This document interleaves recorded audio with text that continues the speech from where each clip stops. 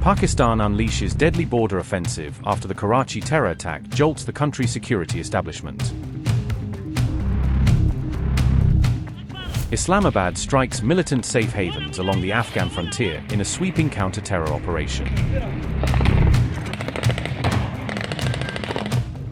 Pakistan claims 29 militants eliminated as security forces intensify operations near the border.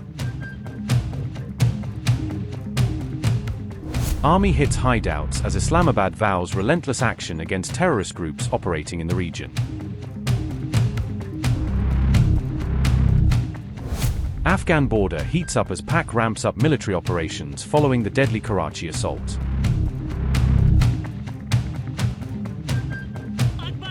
Pakistan security forces launched a ground operation and cross-border strikes along the Afghan frontier on June 28, officials said.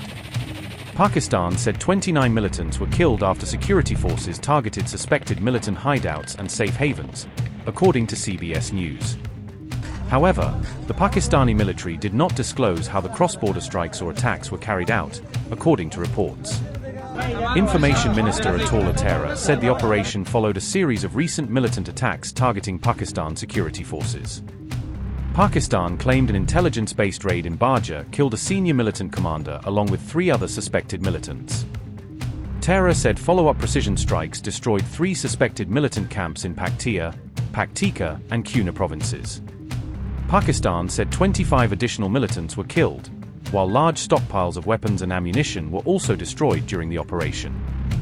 Pakistan said the targeted sites belonged to Jamaat-ul-Ahrar and Fitna ul-Khawarij, its official term for the Tehrik-i-Taliban Pakistan. The operation came just a day after militants attacked a Pakistan Rangers base in Karachi, killing 4 security personnel. The latest military action is likely to further strain Pakistan's already tense relations with Taliban-ruled Afghanistan. Kabul has repeatedly rejected Pakistan's allegations that it provides safe haven to Tehrik-i-Taliban Pakistan fighters operating across the border. Notably, reports from Afghanistan claimed Pakistani strikes killed civilians during the latest escalation.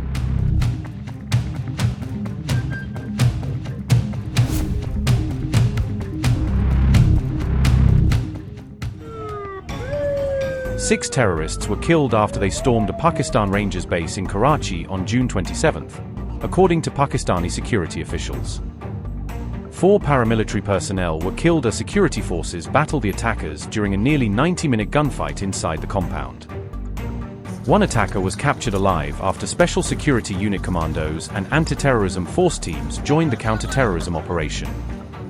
The assault marked Karachi's first major terrorist attack since October 2024, according to local media reports. Witnesses said a powerful explosion was followed by sustained gunfire in Karachi's Gulistan-e-Jauhar area during the attack. The assault unfolded close to several universities and Pakistan's meteorological department, raising concerns over civilian safety. Rescue 1122 said it received reports of an explosion and immediately dispatched emergency response teams to the scene.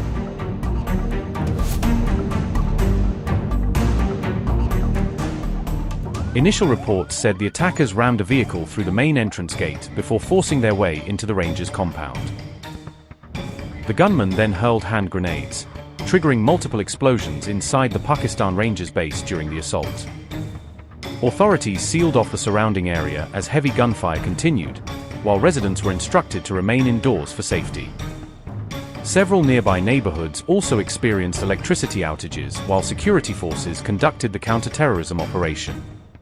We were sitting at home and drinking tea, etc., when we heard a loud explosion. The wooden staircase was right behind us.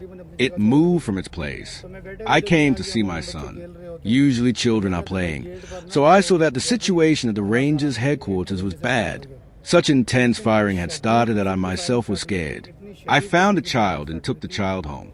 Then I came back here and there were about 2 or 3 explosions inside, and then the Rangers also reached the spot.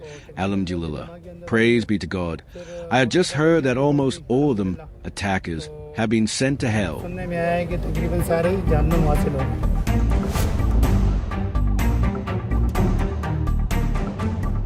Jamaat-ul-Ahrar, a faction linked to the banned Tehrik-i-Taliban Pakistan, TTP, claimed responsibility for the attack. The TTP has carried out repeated attacks targeting Pakistani security forces, particularly in the country's northwestern regions. The attack came amid rising tensions between Pakistan and Afghanistan over alleged TTP safe havens across the border. Pakistan has repeatedly accused the Taliban administration of allowing TTP militants to operate from Afghan territory.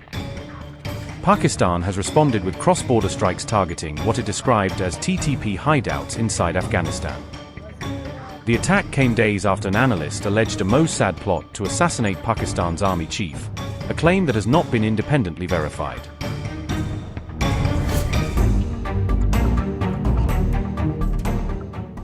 A geopolitical analyst warns that peace talks held in Switzerland nearly escalated into a kind of assassination crisis, arguing that the high-stakes diplomatic setting was dangerously close to being upended by covert plots that could have triggered a major international incident during sensitive negotiations.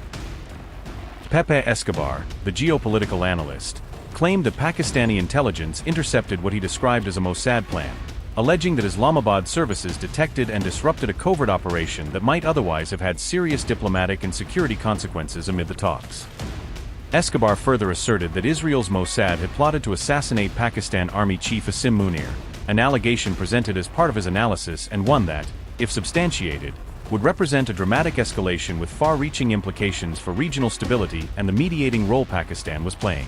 According to those reports, Pakistan then reportedly sent Israel a stark retaliatory message, threatening to wipe them off the map, a blistering diplomatic warning intended to deter further covert actions and to communicate the grave consequences of targeting Pakistani national security leaders. It is worth remembering that Pakistan and Qatar have been serving as mediators between the United States and Iran in efforts to negotiate a peace deal, a diplomatic role that placed both countries at the center of sensitive shuttle diplomacy and made any security breach especially perilous for the broader negotiation process. In April 2026, Pakistan's Defense Minister Khawaja Asif publicly lashed out at Israel, adding to the diplomatic temperature and underscoring Islamabad's willingness to voice strong criticism of Israeli policy in the region amid high tensions and contested narratives. Khawaja Asif used his X account to label Israel evil and a curse for humanity, a forceful condemnation that signaled deep frustration and moral outrage, while also reflecting how social media has become a platform for senior officials to shape international perceptions rapidly. As part of his outbursts, Khawaja Asif also accused Israel's leadership of committing what he described as a genocide in Lebanon, an incendiary charge that further inflamed rhetoric and complicated diplomatic interactions at a moment when Pakistan was attempting to balance mediation responsibilities with domestic and regional political pressures.